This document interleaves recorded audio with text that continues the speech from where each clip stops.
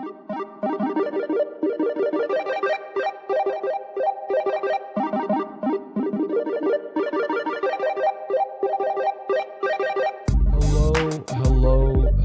and welcome. This is the Weekend Warrior Fantasy Football Show. My name is Luke. I am your host, and welcome to week 2. We've officially made it. Now, all those scary things that we saw in week 1 have either been validated or completely wiped off the board. It was a very strange week for football, in my opinion. Lots of come from behind wins. Lots of high scoring games. And then there were some stinkers out there, which we will get to, obviously.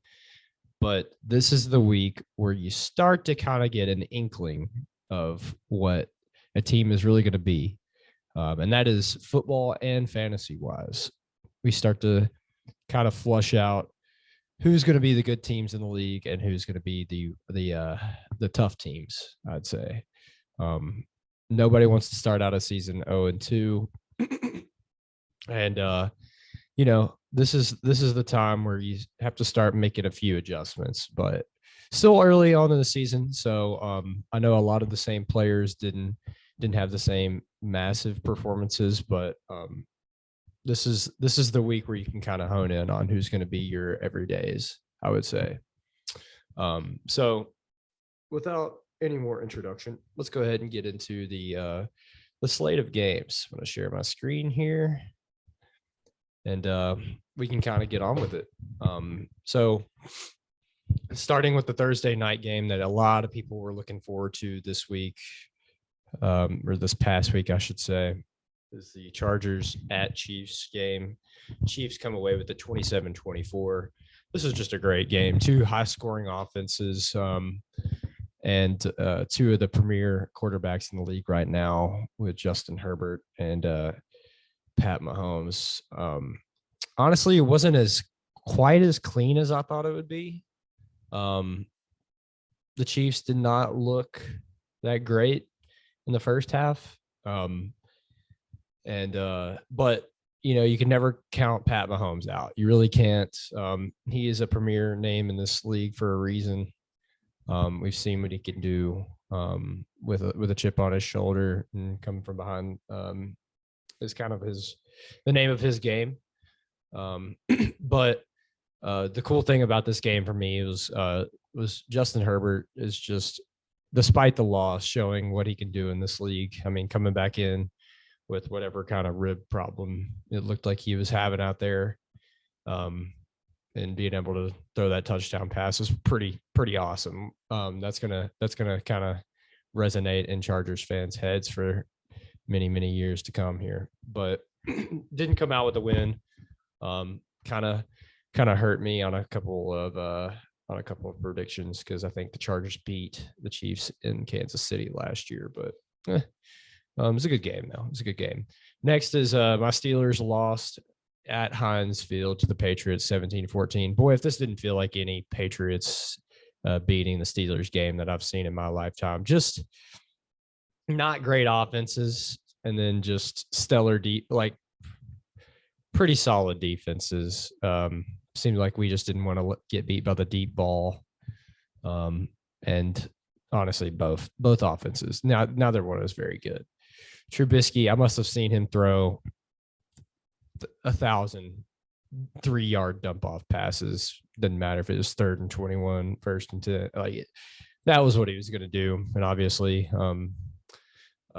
they do a really good job of stopping the run. So I knew it was going to be low scoring. I wish we would have came out on top, but our offense kind of sucks. So that's that basically. The next game, 16-19, Giants getting the win at home. Not a high scoring game here either, but if you would have told me that the Giants would have started out 2-0, I probably would have said you'd be wrong, honestly. But there's another game of 2 not very clinical offenses. There's still two teams trying to find their offensive existence. But this is the year that a lot of people are counting on Saquon despite his injury history in the league, to kind of come out and show that he is a premier back in this league. And so far, he's been able to kind of help his team to a 2-0 start. So new head coach, I think, also for the Giants. So it's very, very good for that team, and a very winnable division for the Giants. Panthers are going to struggle. They're not supposed to be good. They weren't good. This is a weird slugfest. This is where the weird games start. Jets taking the win at Cleveland over the Browns, 31-30. Joe Flacco, still elite. I knocked him last game. I think he heard me. I think he heard me. And kind of it just looked like old Joe Flacco in there. I know the Browns have some weapons, but their defense is their main thing. You can't let the Jets score 31 points on you, right? It's crazy. But Wilson getting up in that fan's face after he scored a touchdown was electric. Really, just 31-30 in a Jets-Browns game. You would not think would be the result of that. It's just a high-scoring game, and then the Jets getting I think the Browns had a shot there at the end, not being able to get it done. Very strange to see. But good road win for the Jets. Maybe they can find some offense here. I know Breece Hall had a good game for them, so who knows what kind of team they'll be. They're kind of in the developing stage, I would still say, but 31-30 is the result of that game. Colts losing at Jacksonville 0-24. Yikes. We kind of thought there was a lot of people that thought the Colts were going to be a team this year.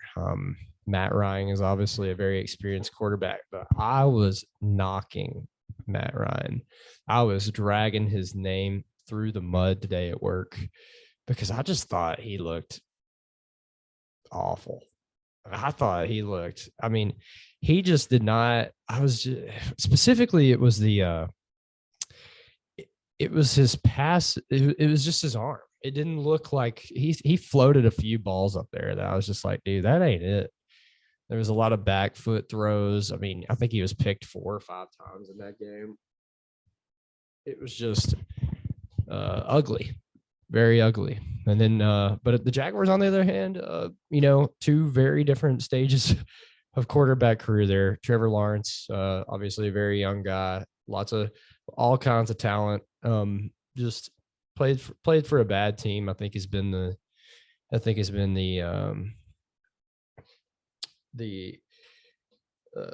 big story with Trevor Lawrence his first couple of years in the league. He's a decent player, just on a really bad team. But who knows what that offense will be this year? I know they got Etienne and Robinson now. He's got a couple more guys on that offense, Kirk and Marvin Jones still there. So veteran receiver. So he's got some guys to throw to. Holding the Colts to 0 points is a great start. But hard to know what to make of it. Are the Colts really that bad? Or the Jaguars?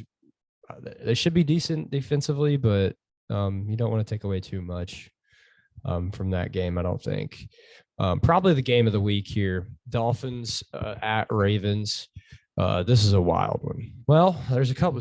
This week was crazy, so maybe I'm speaking too soon as far as this being the game of the week. There was a couple crazy results, but this one was certainly one of them. Tua with basically a fourth quarter comeback for the ages.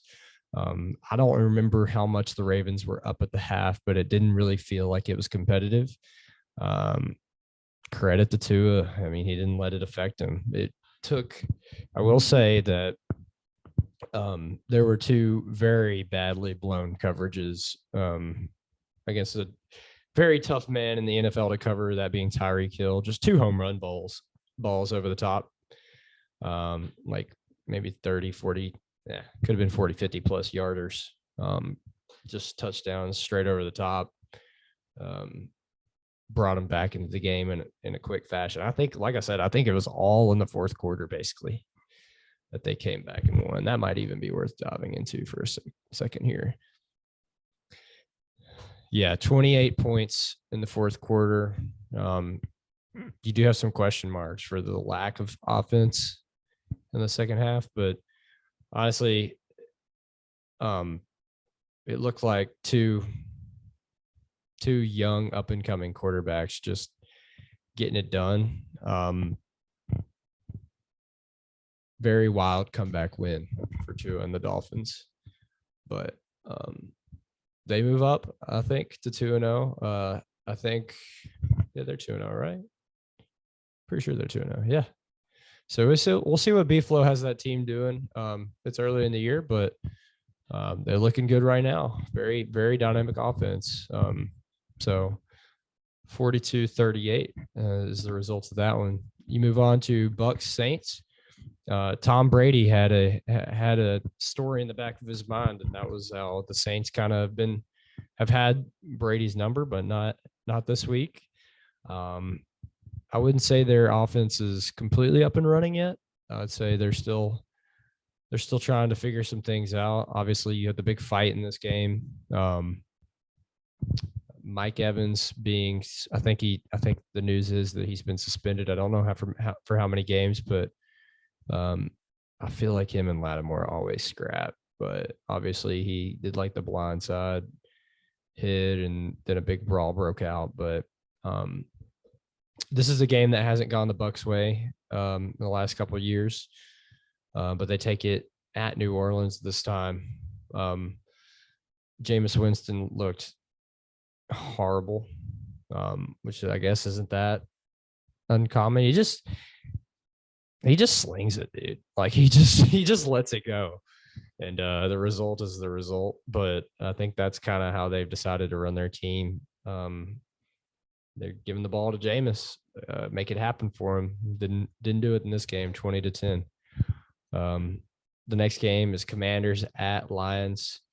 I think this one was the story of Amon-Ra St. Brown, and I'll be more than happy to show you later. That dude had an incredible game. Jared Goff looked pretty clinical. I wouldn't say it was too much of a defensive game because Carson Wentz did put up 27. Curtis Samuel, I think, had a decent game, but still, it's hard not to. I feel like it's hard not to root for the Lions after what they've gone through, and then I would say that with Hard Knocks and everything, Dan Campbell's got everybody's the hearts of everybody with his team this year, and they play hard. The offense looked good. The offense does look good, and they obviously have DeAndre Swift, who's trying to kind of climb the ranks into some of the premier backs in the league. But put up 36 points at home. That'll play every time. So they take the win on Sunday. You move out to San Francisco. The Seahawks getting beat by the 49ers 27-7. The big story in this game was Trey Lance going down. I think it's an ankle injury. He's had surgery already, I'm pretty sure. But this is why, I guess, I mean, who knows the real reason, but this is what having Garoppolo on the sideline can do. Obviously, he's a veteran guy. Came in or stepped right in like he had never left. They just have a lot of weapons. They have a lot of guys with speed, Mitchell and Samuel. Lots of guys that can make some plays happen. Geno Smith fell off in his second game. I don't know if that's even fair to say, just because that first game's he seemed different, but I know the 49ers offense is a lot better than the Broncos, or the 49ers defense. I'm sorry, it's a lot better than Broncos defense, so that probably gave him a few more issues. But kudos to Jimmy G for stepping in and showing everybody what he can do. He has probably playing with a little bit of a chip on his shoulder this year, so good for him. Sucks for Trey Lance. It's going to be a long time without football, but maybe he'll come back next year and see what he can do, but it's a good result for the 49ers.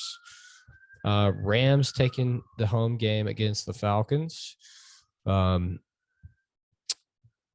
sure what the big takeaways are here, really. I mean, you kind of thought that this was a bigger you kind of think that this would be a bigger game for the Rams as far as the result goes.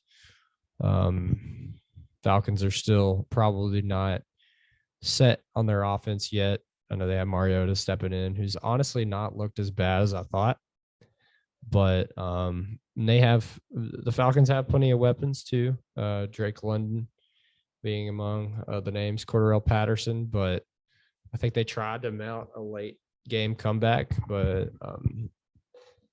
the Rams, Cooper Kupp getting involved. I think Robinson got a lot more involved in this game. So I think the Rams would like to run the football more. I think you saw that in this game compared to the last one where Akers didn't get any touches at all, hardly, but kind of able to control the clock a little bit. So I thought the Falcons might try to squeak back a little bit, but coming up short. Rams take it 31-27. This is another wild game. Cardinals beating the Raiders in Las Vegas. You really thought that the Raiders had this one sewn up, and then Kyler Murray just started mounting his little comeback. And I think in the group chat, somebody said that they thought that Kyler had lubed up in baby oil before the game, which kind of is what it looked like. I know the play I can't quit watching is that like what seemed like 5-minute 2-point conversion to tie the game. I mean, good God. It just looked like he was playing a different sport at that point. But able to convert there, and then it goes into overtime. I can't remember. I think the Cardinals got stopped. The Raiders get the ball back, and there was a couple plays. Yeah, it was a backed up. It was like very quick, rapid succession plays to Hunter Renfrow, and he fumbled on both of them. The first one, the Raiders recovered, and felt like you could feel the fans take a deep breath and like, okay, new life. And then Hunter Renfrow gets the ball back again, and he tries to squeak out a few more yards rather than going down. And then one of the Cardinals linebackers, I think, makes a great play, punches it out, and dude scoops and scores for the win. I mean, just a wild game in overtime. Crazy way to lose if you're a Raiders fan. But just another season of watching Derek Carr be under duress. Seems like he hasn't had the offensive line personnel really for the last several years. But crazy win for the Cardinals. They really needed that one after their showing against Kansas City last week. 29-23 as a result of that.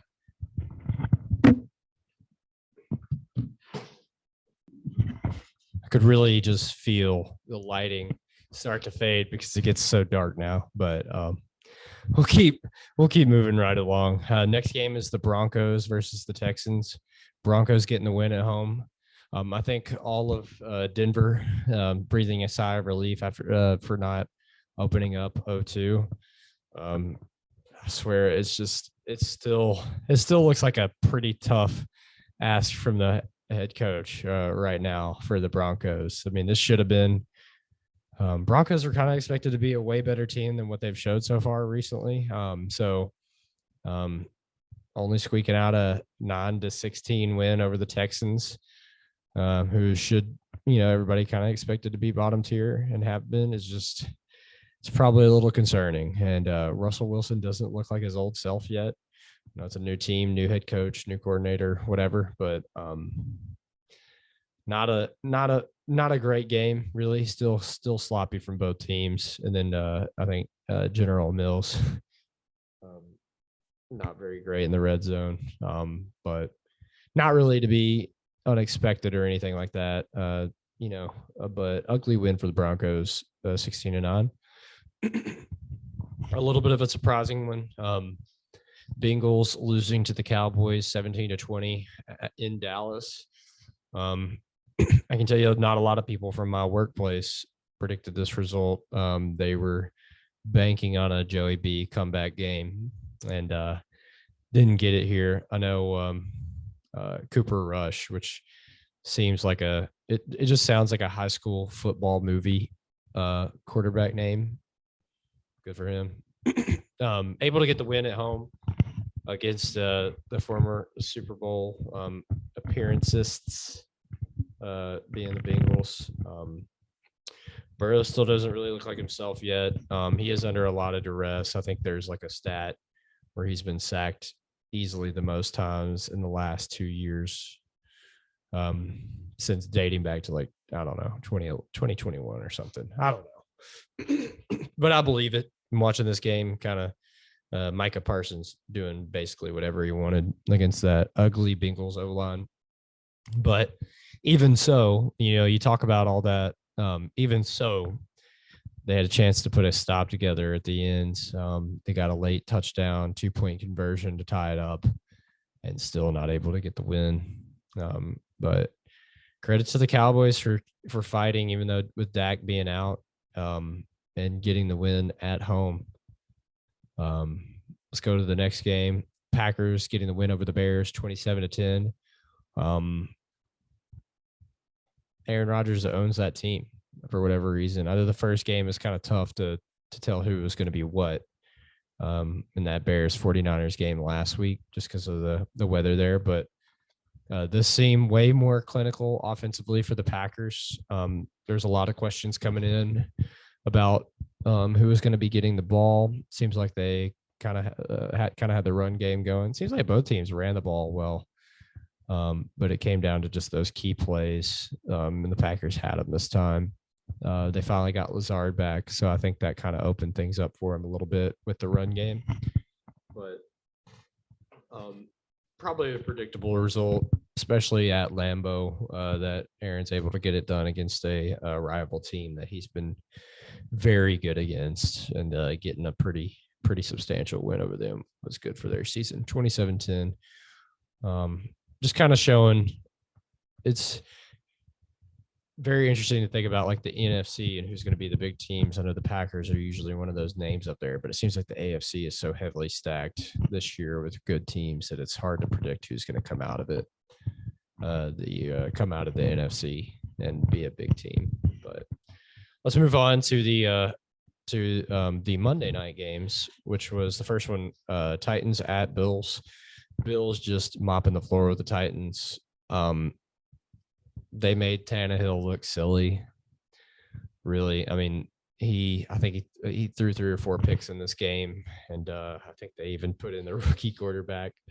I just told him basically take a seat. And Josh Allen did whatever he wanted. Stephon Diggs having a huge game. We'll talk a little bit later about what that did for me and my duress as this game was going on, but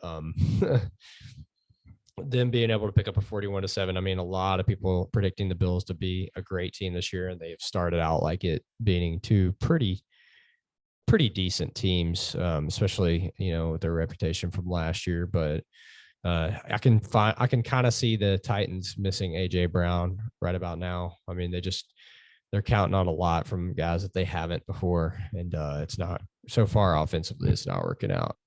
But Bills being the team we thought they would be, winning big at home. And then a little bit of a surprise result for a lot of people. Vikings losing to the Eagles in Philadelphia, 7-24. I think the Eagles are surprising people right now. I don't know I don't know what the conversation should have been before the season started. Were they supposed to be this good? I know like there's a lot of questions about Jalen Hurts. There's a lot of questions about the offensive or the head coach. And based off of how the Vikings offense looked last week, it seemed like this was going to be kind of tipped in their favor, but by no means for the Eagles, poor offensively. And you really didn't know going up against the Lions, who have not been great in the last many years, who haven't been great in a while. You didn't know what to make of their win over them. So the Vikings kind of putting up one score is very strange. I know Kirk Cousins does have a reputation to where he doesn't do well on the primetime games. So like Monday night games, probably not his expertise, but historically, he kind of doesn't put up the same performances. But who knows what to make of this? Vikings have always been one of those up and down teams, but they do have a lot of playmakers. But the RPO with the Eagles was able to confuse the Vikings defensively, and they pick up the win 24-7. So that was week 2 in the NFL. I'm going to move on to the scoreboard for the league here, and we'll see who got a win this week and who took the L. So let's start off with my game. I was able to get the win over Zach this week, but boy, did he have me worried. Most of my production came out of the top here, as you can see. Tyreek had a big day. I talked about those 2 plays over the top. Amon-Ra St. Brown had a career day. And Christian McCaffrey is always going to be up there for my squad. But I think I was up this was not close on Sunday night. I was feeling really good about it. I was probably up 40 or so points, but he still had a guy named Stephon Diggs to play. And I was like, he's got to score 40. And boy, did he score 40. I still had my kicker. So luckily, every time he scored a touchdown, I had a guy coming behind him to kick field goals. But I think he had his kicker go. It was just way too close. I was predicted to win so easily. It was in the 99% mark. And he had me glued to that screen. And then seeing Stephon Diggs go for 3 touchdowns, I was like, oh my God, it would be the one time I score 140 points, but lose. But luckily that didn't happen. I moved to 1-1. Zach drops down to 0-2. Next game, we got Randall's team, Russell and Flo, beating the Nuts and Bolts. Those guys both go to 1-1. Randall having Kyler Murray was huge.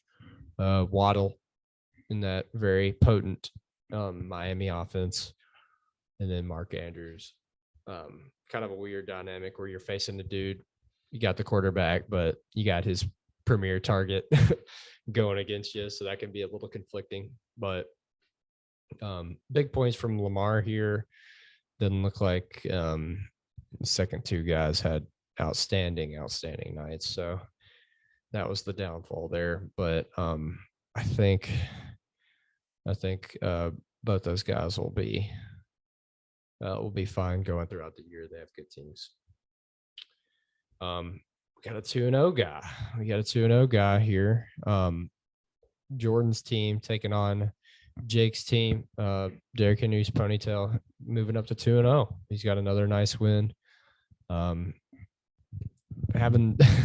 This is a game. It looks like 2 defenses scoring the top 3 for both, but those guys also had Tannehill and Jameis Winston playing against their defenses. So that's always a good sight to see. Those guys threw so many picks. But Nick Chubb had a really great day. Jalen Hurts, I was just talking about his game. 2 really good points. Feels good. Jalen Hurts is going to be an interesting fantasy player this year. He seems very comfortable in that offense. He gets the ball. He runs the ball a lot. He gets a lot of rushing yards as well. So, little bit of the RPO factor coming in to help Jordan's team, and it was kind of maybe an underrated quarterback pickup compared to what the rest of the league decided to do. Good for Jordan starting out 2-0. Good start to the season. Then we got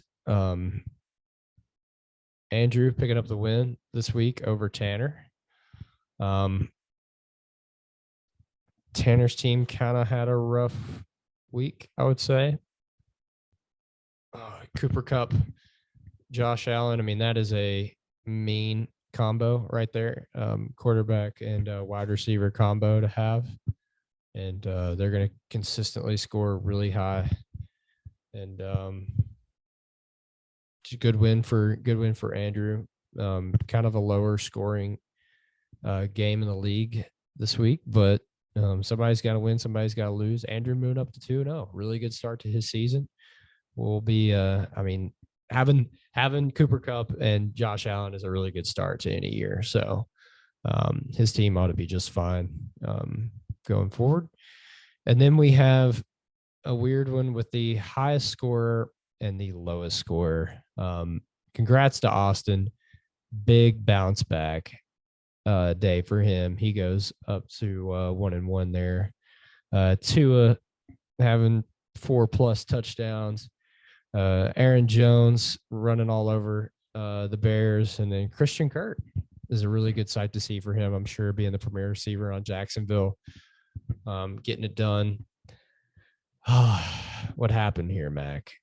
What happened here? Austin Eckler, Patty Mahomes got the win, but I guess didn't have the most clinical night. Just no bad players, just not their night, seemed like, but in a very high scoring week.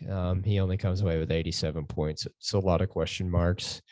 Could be cause for overreaction, but it's weird to see the highest score. You feel like you could have saved a few of those points for next week against, a mid-table team or, whatever the case may be. But Austin moving up to 1-1, and McKinley drops back to 0-2. So pretty balanced start, I would say, so far. I don't know. Let's look here. Where do I usually go? We'll take a look at what this thing says. They shot. It's very strange, but they shot my team up to first. They shot Jordan up to 2, and they've dropped back Randall to 3. Look at this drop back. I mean, Cooper's Troopers moving back to. This is strange enough to where I don't even know if I'm reading it right. What are you doing, ESPN? Why would Andrew's team drop back 7 slots after a win? Maybe somebody got hurt. I need to dive into this more. I don't know why he would trend down that much. I moved up 4 spots. Dylan's team moved up 4 spots. If anything, this is strange. This is interesting to look at just because of how strange it is, right? I mean, what did they do in here? But this is the final standing prediction. Come on, Snickers. Let's be better. If you're gonna sponsor something, at the very least, have the technology in order to make it all make sense. Because right now, I'd say it's looking pretty tough. But let's talk about the player performances. So let's move over here. I'm just going to go through the top performers of this week. The top 2, probably not a surprise in a high-scoring game, but Lamar and Tua. Tua threw for 469 yards. Did have 2 picks earlier on in the game, but it's a little insane. Lamar had a 300-yard over the air and 119-yard rushing game. Pretty crazy, honestly. Pretty crazy. Jalen Hurts had a really good game, sliding in at number 3. And then Josh Allen. Carson Wentz being top 5 2 weeks in a row is strange. I don't think anybody would predict that. He's been picked up now. Flacco at number 6, Jared Goff at 7 is also strange. But there's a few players that you kind of expected to have, big years there in the top 5. Let's look at running backs. Nick Chubb, some more premier names here. Nick Chubb, what do you have? 3 touchdowns rushing. Yeah, 3 touchdowns, couple of receiving yards too. 132 yards rushing for Aaron Jones with a tud. Big day for him. Tony Pollard. This is a weird dynamic in Dallas that not a lot of people are talking about. I'm not ready to bring it up, but Tony Pollard getting way more done than Zeke has been an interesting dynamic the last several years, I want to say. But for whatever reason, able to find a little bit of value for the Cowboys in that win over Cincinnati. Eckler being up here is encouraging. McCaffrey in his comeback year, top 5 is great. Pretty good backs at the top of the list here. But also a little different from last week. So that's interesting to see. Top 5 here: Diggs, Tyreek Hill, Waddle being up here, St. Brown being up here is pretty incredible. Cooper Kupp having another top 5 appearance. Garrett Wilson be a head turner for a lot of people. He had a 102-yard receiving game. So, who had the most yards this week? Tyreek, 2 bombs over the top, but he didn't have the 3 touchdowns Diggs had with an 148-yard receiving game. Crazy game for Diggs. They did whatever they wanted over the Titans. And look at tight ends. Mark Andrews being back at the top is good for Mark Andrews owners. Darren Waller is another name that people want to see up here. Zach Ertz is an older but veteran tight end getting it done for Arizona. Irv Smith, not a name that I know. Not a name that I know at all, but not currently rostered by anybody. Maybe that's something to look at in a tough loss, but targeted 5 times in the loss, 8 times in the loss. Interesting. Higbee, Gesicki had decent games. I think this one's wild. Kelsey being down here, 5 receptions, 51 yards. Not a standard Kelsey game, but maybe not too much to look at. I'll go to the defense very briefly. These guys all caught a lot of interceptions. Faced very, very poor quarterback play this week. I guess the interesting one would be the Falcons losing and getting. They had a couple picks. I don't know why I'm looking at kickers at all. I really don't. But there you go. There's kickers. McPherson, cool guys. And now I kind of wanted to spotlight a couple of players. Maybe in the future when we have guests on the show, we'll kind of talk about our surprises and our our busts for the week. So the one that I wanted to highlight really quick is Drake London as the surprise for me this week. Thank you. Obviously, I was paying attention to Drake because he's on my team, but 86 yards with 8 receptions, 12 targets, and a loss is pretty interesting. Not a lot of people knew how this offense was going to play out, but that Rams defense is not bad normally, and Drake London getting the targets. I know he's a young player, so it's good to see. It's kind of interesting to see who Mariota is trying to get the ball, and he's a talented player. Made it into the end zone once, so pretty decent day for him. After kind of a quieter day in the first week, and then for my bust, I'm gonna go to another player not on my team, but kind of somebody that I keep an eye on, and that's TJ Hawkinson. As big as the as big as the Lions offense looked, Hawkinson didn't really get a whole lot of love as far as I know.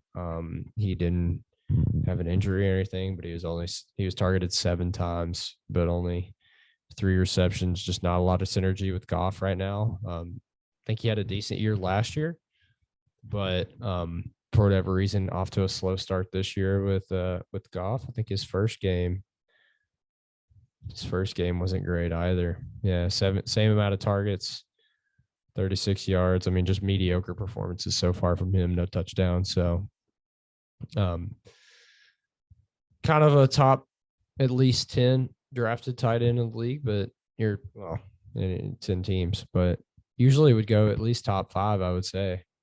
Rated top 5 by a lot of leagues, but so far not getting it done this week. Very interesting. Maybe cause for concern. I think it said that it was McKinley's player, so could be a little bit of cause for concern, but probably still a little bit too early to tell. We can look at player news. I don't know if there's too much to report on. But we'll take a look at it. Mike Evans being suspended. Looks like it's a 1-game suspension, so he'll be out the next game, but maybe not too big of a loss. Elliott, none of these are really popping out at me yet. I don't know who went down. Yeah, Dalton Schultz. I think he tweaked his knee a little bit. Let's go to injury history, so I'm not being stupid about this. Yeah, injury news only, please. Trey Lance this week was the big one. Zach Wilson will be out next game. Dak for sure. Yeah, it could be 4 or 5 week for him. Thumb. Eli Mitchell. He's been out though. Yeah, not really anything too crazy on the fantasy side of things this week. So hopefully everybody can stay healthy this year. Next we'll go into next week's games and fantasy matchups. So let's go to Scoreboard. And we'll pull up old week 3. So week 3, I'm taking on the juggernaut that is Jordan's team, with Hurts, Cook, and Brady projected to go. McCaffrey, Hill, and Russell for me. Love to see Russell Wilson come out a little better. Jake's Washington wife beaters will be taking on Randall's Russell and Flo. Don't even know why his name is that. He doesn't have Russell. I haven't thought about it till just now, but not mine to say, I guess. We got a 2-0 going up against an 0-2. Andrew taking on Zach this week. We got Watson's Parlor, Tanner's team, taking on the 0-2 license to Khalil, which would be McKinley. And then Tua D's Nuts. Great. Now, didn't even notice the name change until just now, but I love it. Austin's team taking on the Nuts and Bolts, Dylan's team. So I think projections can be, I won't go into points projections, but those can be a little erratic. So no point in going into those. And we'll look into, I'll just talk about the, nope, I don't want Adam Schefter's tweet. We'll look at the Thursday night game, which is going to be Steelers at Browns. Oh, this is a little encouraging. This headline right here: Jadeveon Clowney out for the game on Thursday. I still don't know. I mean, our offense is not good. If I knew that we were going to try, Kenny Pickett, I might feel a little different. But I mean, traditionally, Ben Roethlisberger would go to Cleveland and own the Browns, but that's just not how I feel anymore.